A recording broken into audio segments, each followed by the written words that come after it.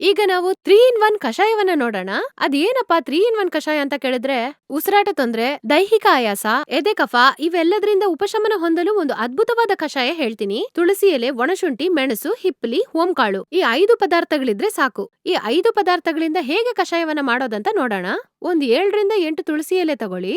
ಒಣಶುಂಠಿ 1 ತುಂಡು, 8 ರಿಂದ 10ರಷ್ಟು ಮೆಣಸು, 2 ರಿಂದ 3 ಹಿಪ್ಲಿ ತಗೊಳ್ಳಿ.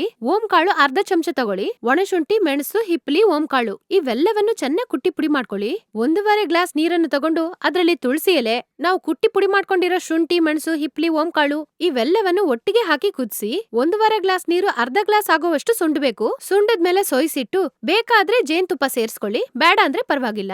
ಇದನ್ನು 2 ಬಾರಿ ಕುಡಿದ್ರೇನೆ ನಿಮಗೆ ಉಸಿರಾಟ ತೊಂದರೆಯಿಂದ ಒಳ್ಳೆಯ ಒಂದು ನಿವಾರಣೆ ಸಿಗುತ್ತೆ ಮತ್ತು ಆಸ್ತಮಾ ತೊಂದ್ರೆ ನಿಮಗೆ ಬರೋದೇ ಇಲ್ಲ.